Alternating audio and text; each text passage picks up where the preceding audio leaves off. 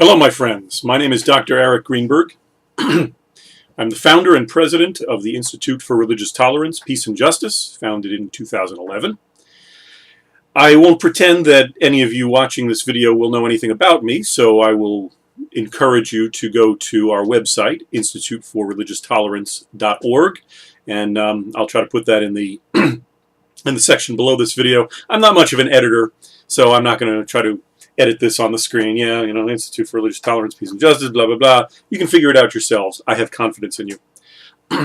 Meanwhile, I came to the realization recently that I need to do more posting, more online posting.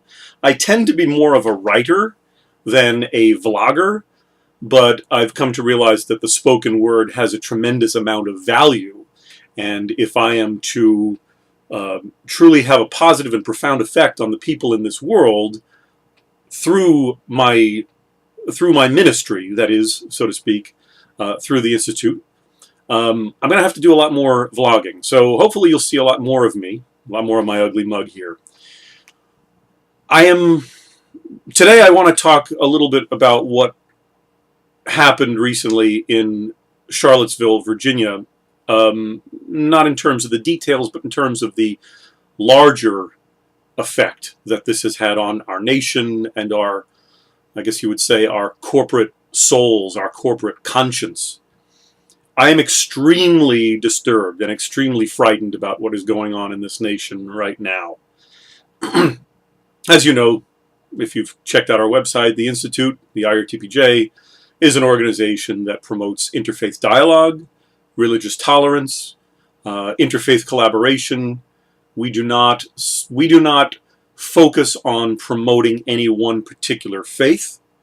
We focus on promoting solidarity, unity, and peace between all faiths. And one of our, I guess you'd say, underlying assumptions is that all faiths, within reason, I'm sure there's one out there that isn't, but all major global faiths. And look, I've got 2 masters and a PhD in religious studies. I know what I'm talking about. I'm asking you to trust me on this one.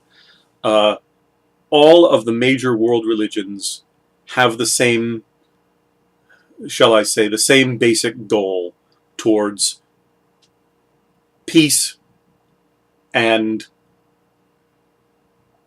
prosperity of the human race, right? Now, I'm putting aside any of the radical fringe organizations within many, if not most, of the major world religions. Yes, there's good and bad in every group, and yes, we have to recognize the bad in those groups. But at least at their core, every major world religion has the same basic goal towards peace and tolerance and unity, and so forth. Okay. So with that in mind, with that said,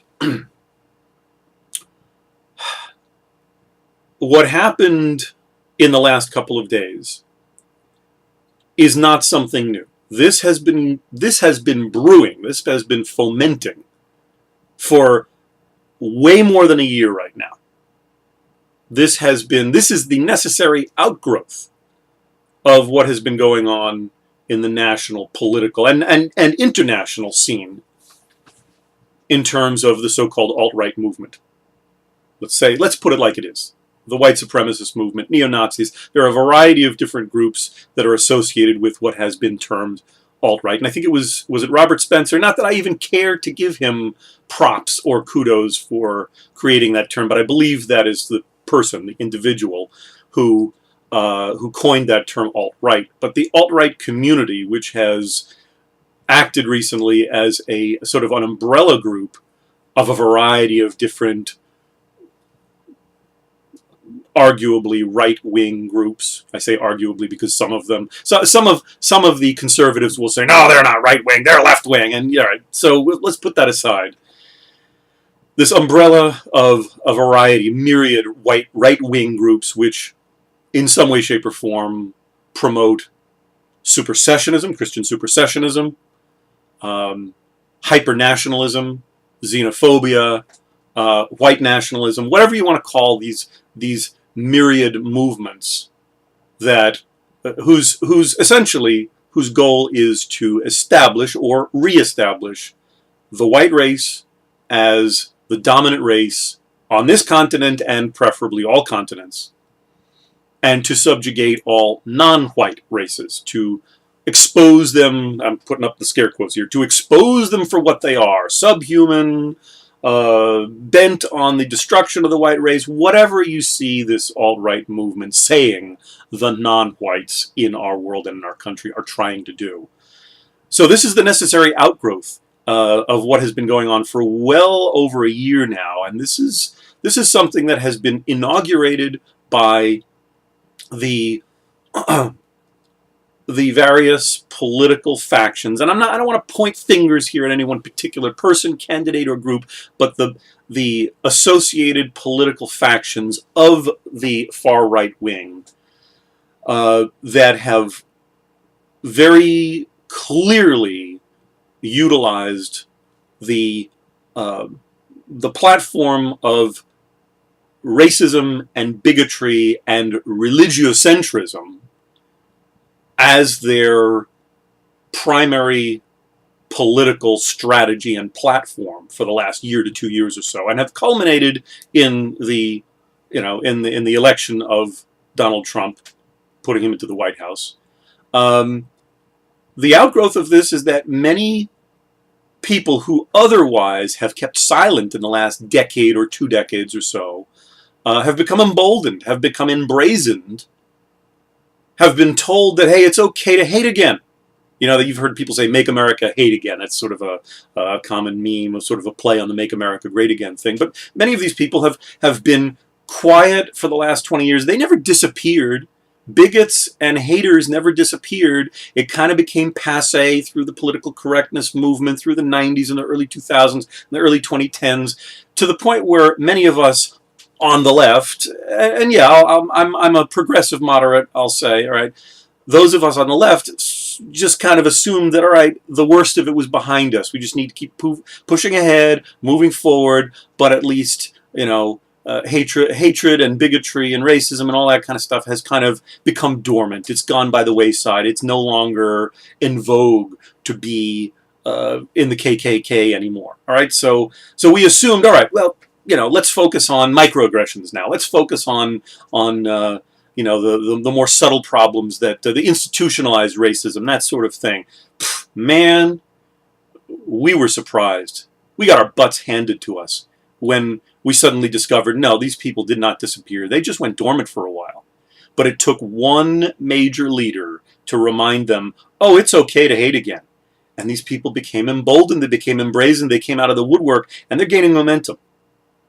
All right, so now I'm speaking to those of you who are at least people, and I don't care what side of the spectrum, the political spectrum you are on. All right, the Institute for Religious Tolerance, Peace, and Justice is a nonprofit organization. We are not a political organization. Do we occasionally make certain comments about certain political actions or parties or the choices of certain political officials? Yeah, all right, but in terms of abiding by IRS regulations, we are not permitted to engage in electioneering or the influencing of legislation, or in any way, in any material or substantive way, to engage in affecting elections and politics. All right, so we basically stay out of it. But I'm speaking to those of you who are at least centrist enough to believe that all people are created equal. Right? Like it says in the Declaration of Independence, all men are created equal, and we will say, for our modern gender non-specific context, all people were created equal. For those of you who believe that all people were created equal, and that racism is something that should be gradually, eventually, ultimately dismantled and put behind us, all right, and this also includes xenophobia, religiocentrism, any other kind of ism, a tribalism, nationalism, hyper-nationalism, all right? If you're the kind of people that think we need to get ahead, we need to go past that. The way to make America great again is to truly deconstruct and dissolve these kinds of harmful isms. Then I challenge you to get involved. Now, the Institute for Religious Tolerance, Peace, and Justice has a whole lot of programs, some of which are localized in the LA area, many of which are more national and global. But one event that we have coming up very soon that I want to promote is the San Fernando Valley Interfaith Solidarity March. This is the first time that this event is being held. This is being planned by many of the same people that planned the Interfaith Solidarity March LA in 2016 and 2017. All right, I was on the planning committee for that 2 years in a row. We were one of the organizations that helped to launch that. We also are involved in the San Fernando Valley March. So it was a coalition of a number of different faith and interfaith groups that got in contact with me and said, hey, we want to do the same basic thing in the San Fernando Valley. We got enough people up here that are of like mind. We want to do this too. Will you help us? And of course I said, absolutely. So I'm on the planning committee as well. I'm not a co-chair. I'm not in charge. I've left that to other very competent and capable people, wonderful colleagues of mine whom I love dearly. But I'm involved with the planning committee, so I am invested in this. I'm invested in making this a positive event. Now, here's where we go back to the issue of Charlottesville. All right, if they could have several hundred, if not 1,000 marchers show up, these alt-white, white supremacist, neo-Nazi, many of whom are ne'er-do-wells, many of whom are people who cannot hold down a job. And I'm not trying to disparage anybody who's having financial issues, but I'm saying some of these people really need some help. All right, they're not necessarily the average demographic of the Trump supporter, whom I have heard is approximately in the $75,000 a year income bracket. I don't know if that's true or not, but many of these people that showed up, these are people that you don't want to be related to. You don't want to know them, all right? So don't be fooled.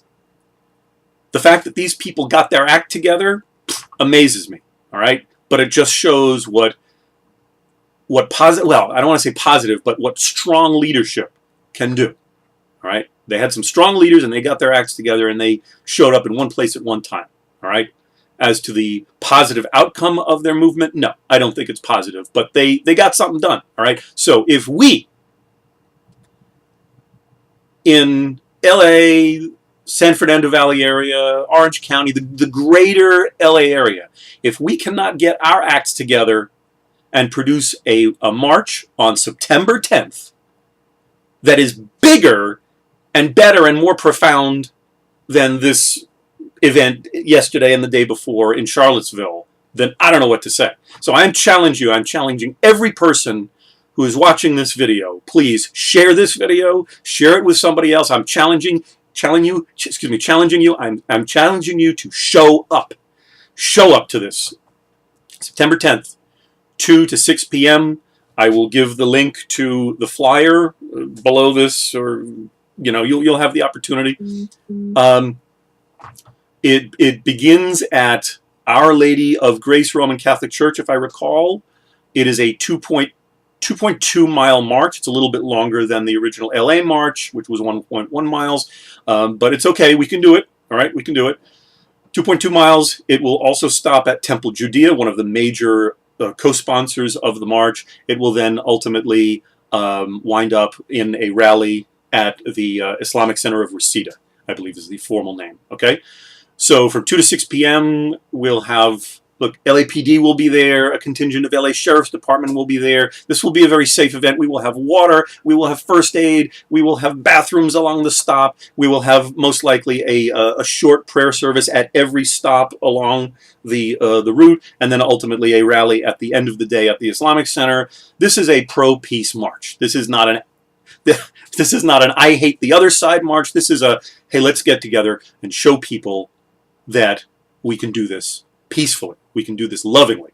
All right, that's what march this is, that we decry all violence in the name of religion. Any religion, whether we're talking about white supremacy, whether we're talking about Christian far-right, whether we're talking about Islamic-oriented terrorism and extremism, doesn't matter which side of the spectrum or which religion we're talking about, we decry and reject violence in the name of any religion.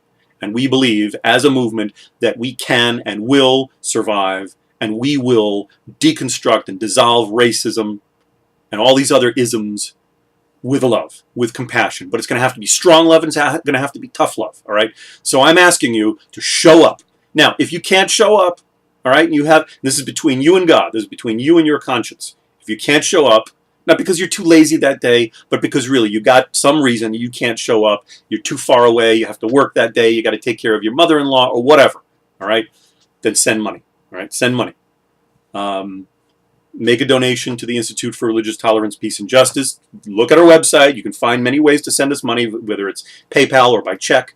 All right? You can send us funds so that we can continue to do what we are doing in a variety of different venues, locales, and types of programs. This is not the only program we do. This is one of many. There are others coming up, such as the Ask a Muslim Forum. We do the Interfaith Ambassadors program, where we send people of a variety of different age groups to different houses of worship around the greater LA area for partly to educate them about different religions of the world, but also to get people used to each other, because it's hard to hate somebody once you've met them, you've talked to them about their family, you've asked them about their religion, you've broken bread with them. It's hard to hate people once they are a face, an actual entity, and not just a number or a person on a screen running around shaking their fist at America or something like that. All right? When they're your neighbors and you realize that they're your neighbors, it's harder to hate them. So that's one of our other major programs. So any contribution you make to the Institute will go towards general operating funds and towards a variety of these different programs. But what I want to stress today is Sunday, September 10th, 2017, 2 to 6 p.m., San Fernando Valley Interfaith Solidarity March. It's going to be the first of many, and it is in collusion, if you will, with the Interfaith Solidarity March LA. The next one of which will be in 2018, probably in March. We're starting to work on that. But there is no better time than now to get involved. So if you are the kind of person who believes in religious tolerance, interfaith dialogue, coexistence, collaboration, peace, get up out of your chair and march with us. Now is the time to be counted. Read my lips, as George Bush Sr. had said. All right, I'm not going to say no new taxes. I'm going to say, read my lips. Now's the time to be counted. Stand up and be counted. All right? If we can't have more numbers than these neo-Nazis in Charlottesville, then I don't know what to say. All right? I'm not going to give up, but I'm just going to say I have no comment. All right? So peace and love to you. Thank you for watching. Spread this like wildfire. Have a blessed day.